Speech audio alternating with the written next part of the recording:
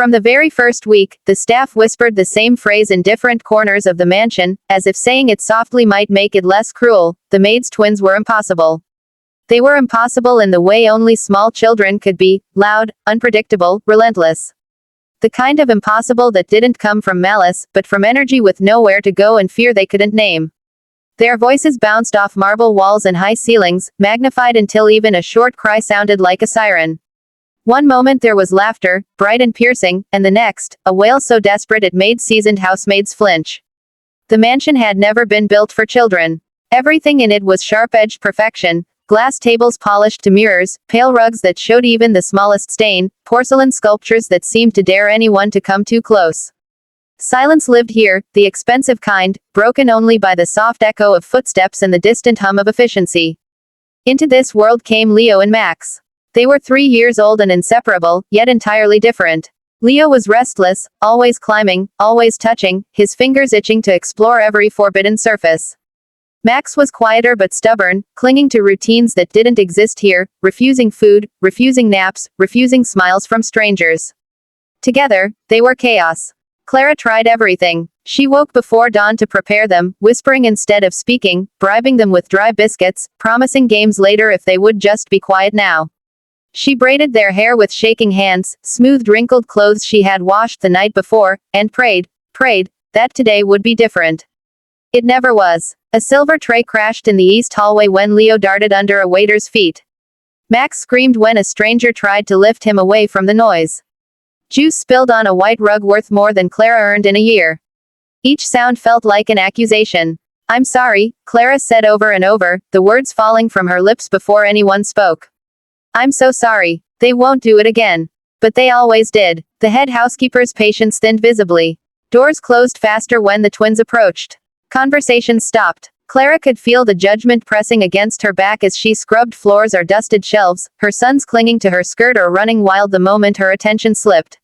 She hadn't planned this. Her babysitter had quit without warning, leaving only a note and an apology she couldn't afford to accept. Missing work wasn't an option. Losing this job would mean losing the room she rented, the food she stretched carefully through each week, the fragile stability she had built since her husband's death. So she brought them with her, promising herself it would be temporary.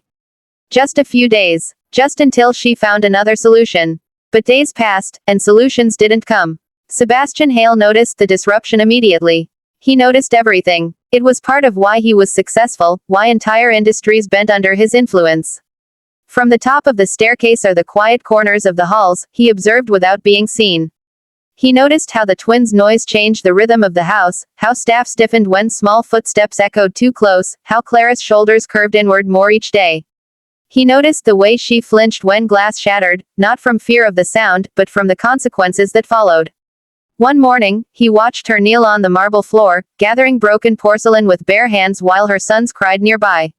A thin line of blood traced down her finger, unnoticed. "Please," she whispered, not looking up. "Please don't be angry. I'll replace it. I swear." No one replied. The silence was worse. Sebastian turned away, unsettled by a feeling he didn't often entertain, discomfort that had nothing to do with money or control. He told himself it wasn't his problem. The agency handled staffing issues. Children didn't belong here. Order mattered. And yet, later that evening, he found himself pausing at the edge of the garden. The twins were there, shoes muddy, clothes smeared with grass stains. Leo sat on the ground, angrily tearing leaves apart, while Max cried so hard his small chest hitched between breaths. Clara stood between them, helpless, exhaustion etched into every line of her face. "I said stop," she pleaded, voice cracking. "Please, just stop." They couldn't. They didn't know how. Sebastian cleared his throat. All three froze. Clara turned, panic flashing across her face. She pulled the boys toward her instinctively, as if shielding them from an invisible blow. "Sir, I'll take them away immediately. I know they're disturbing everyone. I won't let this happen again." Her words rushed out, rehearsed, desperate. Sebastian looked at the children properly for the first time. Not as a problem, not as noise, but as two small humans overwhelmed by a world that was too big, too cold, too quiet in the wrong ways. He saw dirt under fingernails, red-rimmed eyes, hands clenched tight as if the air itself might slip away. "You're not fired," he said. Clara blinked. What? You're not leaving," Sebastian repeated, slower now. "And they're not going anywhere either. Tears welled in her eyes despite her efforts to stop them. They're too much, she whispered. I know they are. I try, but, they're children, he said simply. This house is the one behaving strangely. The twins stared at him, silent for once, unsure what to make of the tall man with the calm voice. Sebastian glanced around the vast garden, manicured and pristine, built for admiration rather than living. High ceilings. No color. No warmth, he murmured. It must feel like shouting into a cave. Clara didn't know what to say. No one had ever spoken about her sons like that, not as burdens, not as failures, but as responses to their surroundings. I think, Sebastian said, straightening his jacket, we've been doing this wrong. He turned to leave, then paused. Get them cleaned up. Dinner will be adjusted. As he walked away, Clara sank onto the bench, pulling her sons into her arms. Leo buried his face in her shoulder. Max clutched her sleeve, his sobs slowly easing. For the first time since stepping into the mansion, Clara felt something unfamiliar settle in her chest. Not fear, not shame, but the fragile, terrifying hint of hope. The next morning arrived without announcement, without raised voices, without the familiar knot of dread tightening in Clara's stomach. She woke before dawn as usual, the twins curled against her in the small servant's room, but something felt different. The house was quiet in a gentler way, as if it were holding its breath rather than demanding silence. She dressed Leo and Max carefully, bracing herself for the chaos she had come to expect. Leo wriggled, but laughed instead of crying. Max frowned, then relaxed when she hummed under her breath. Clara didn't question it. She had learned not to trust good moments, they were fragile things. When she stepped into the main corridor, she nearly collided with a sight so strange she thought she was still dreaming. Sebastian Hale was sitting on the floor. Not in a chair, not behind a desk, not framed by authority or distance. He sat cross-legged on a thick rug that had not been there the day before, his tailored trousers creased carelessly, his shirt sleeves rolled up. Scattered around him were wooden blocks, soft balls, and small toy cars. Bright colors looked almost rebellious against the pale walls. Leo stopped short. Max hid behind Clara's leg. Sebastian looked up and smiled, not the polite curve he wore in meetings, but something open and unguarded. Good morning, he said. I was hoping you'd come. Clara's mouth opened, then closed again. Sir, I'm sorry, I didn't know. You're right on time, he interrupted gently. The twins stared at him as if he were a curious animal. Leo edged forward, drawn by the blocks.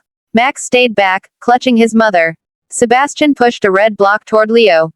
Do you know how tall you can make it before it falls? Leo hesitated, then nodded solemnly and sat down. He stacked carefully, tongue peeking from the corner of his mouth. Sebastian added a block on top, intentionally crooked. The tower wobbled and collapsed. Leo burst into laughter. The sound echoed through the hall, but this time no one flinched. Max watched, eyes wide. Sebastian rolled a small car toward him, making a soft engine sound. It stopped at Max's feet. After a long moment, Max nudged it back. Sebastian exaggerated the noise, grinning. Max's lips twitched. Then, finally, he smiled. Clara stood frozen, hands pressed to her apron, afraid to breathe. She waited for a reprimand, for someone to appear and remind her of rules and order. Instead, the head housekeeper passed by, paused, and quietly kept walking. Later that day, changes unfolded as if they had been waiting for permission. Workers carried in low shelves, soft cushions, warm lamps. One unused wing of the mansion transformed into something unrecognizable, no sharp edges, no fragile objects, no echoing emptiness. Sunlight spilled onto colorful rugs. The air felt warmer. Sebastian walked the space with the twins, explaining nothing, observing everything. They need rhythm, he said to Clara as Leo lined up toy animals. Predictable moments. Not commands shouted from above. He spoke to the twins as if they understood more than they could say. Breakfast happens here. Play happens after. When you feel angry, you stop and breathe. He demonstrated, slow and exaggerated. Leo copied him. Max watched closely, then tried. Meals changed too. No more forced bites or impatient sighs. Sebastian sat with them, eating the same simple food, talking about colors, shapes, and silly stories. When Max pushed his plate away, Sebastian didn't scold. You're full, he said. That's okay. Max ate again 10 minutes later, unprompted. Naps followed stories, not orders. Sebastian read aloud in a steady voice that filled the room without overwhelming it. Leo fell asleep mid-sentence, block still in hand. Max curled closer to his brother, thumb in mouth. Clara watched from the doorway, tears blurring her vision. Days passed, and the impossible slowly became manageable. Tantrums shortened. Cries softened into words. Leo began naming what he wanted instead of grabbing. Max started sleeping through the night, waking with fewer fears. The staff noticed first in small ways: less broken glass, fewer startled pauses, more laughter drifting through halls that had long forgotten the sound.